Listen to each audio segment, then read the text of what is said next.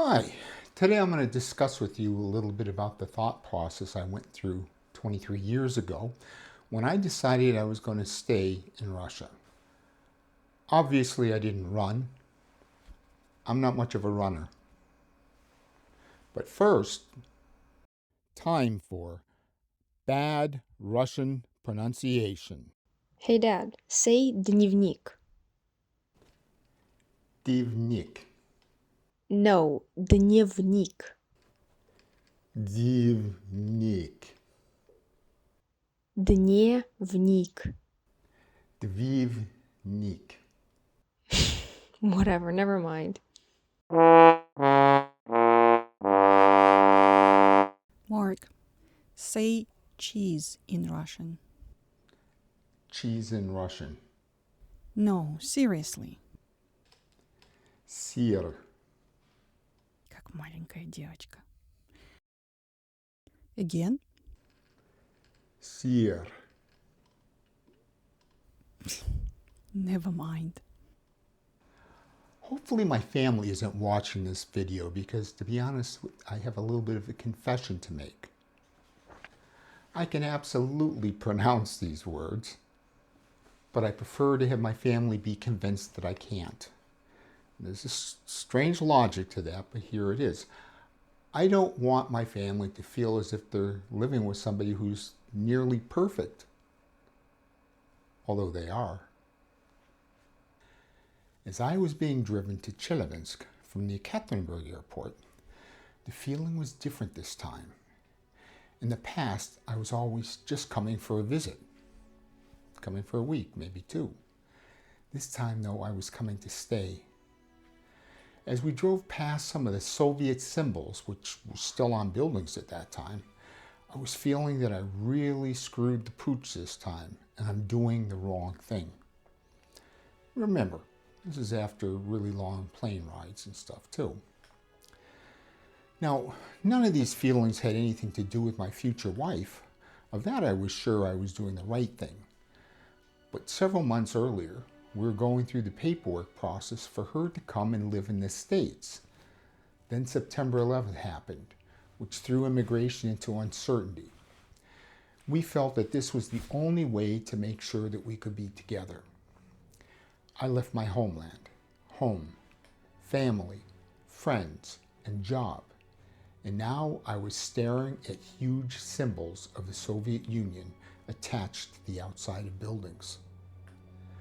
Now, I won't really go into any detail at this time. This is the stuff the books are written about, and I certainly can't cover it in a YouTube video, not the whole experience. I will say that for me, the adjustment was not an easy one, and without the constant help and support from my wife, it's an adjustment I may have given up on. So yes, my desire to stay was based on wanting to be with my future wife. But also, I'm human, and not just human, but a man from a prior generation which highly valued success and despised failure.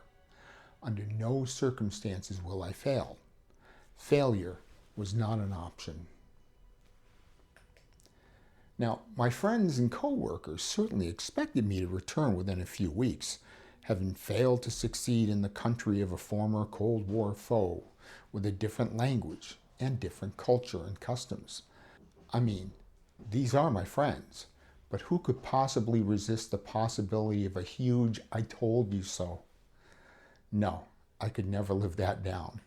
So in all honesty, I succeeded due to the love of a woman and the hatred of failure. Well, my goal at this point was to spend 1 year in Russia, then return in victory to my former stomping grounds in America with my new wife. If I made it a year, nobody would even think of calling me a quitter or a loser. I mean, if anyone said anything, well, first I would use some terrible Russian swear words on them. Then I would ask them how long they were able to survive in Russia. Oh yeah, that's right. You've never done it. So, in other words, I'm the man. Well, fast forward about 3 months through time. My wife would leave for work each morning. I would walk her to the car and see her off. I would then head back to the apartment, maybe study a little Russian. I read a lot of books, especially many I read over and over. Fortunately, I'm easily amused and I can do that. You see, I didn't have a ton of English language books with me, and the ones my wife had were basically English classic literature. So I guess I also became refined a little bit. Deutsche Welle, which was a German language TV network, would broadcast some programs in English once a week. This was Thursdays, and I learned to look forward to Thursdays. Now, it was now late winter, and winter in Chelyabinsk was really harsh. After about 3 months, I really couldn't handle just staying home at the apartment each day and waiting for English language TV on Thursdays. Going back to the US was not an option at this point. At only 3 months, I'd be returning as a defeated loser, so I had to change strategy to make it another 9 months. I'll tell you what I did, which actually changed things from trying to make it for a year to forgetting how long I had already been there and no longer having some departure date as a goal. What I did cost me about 20 rubles a day, which at that time was about 65 cents. You see, back in 2001, the ruble to dollar rate was about 32 or 28 rubles to the dollar. From now on, when I would walk my wife to her car in the morning to see her off to work, rather than going back to our apartment, I would go to the nearest bus stop and then hop on any random bus that came along. And just a side note, at that time, a bus cost 3 rubles to ride. Now it's more than 25 rubles. In my pocket back then, I carried a map of the city along with all the transport routes. You might think that sounds a little stupid. You'll most likely get lost a lot. But no, my plan in this situation was, if hopelessly lost, get off at the next stop, cross the street, and catch the next bus of the same number going in the other direction. Good plan, huh? Brilliant. Again, I could easily write a book of short stories with some of the many interesting experiences I had doing this, but today's video length doesn't allow this. This did not go so well, or to plan at first.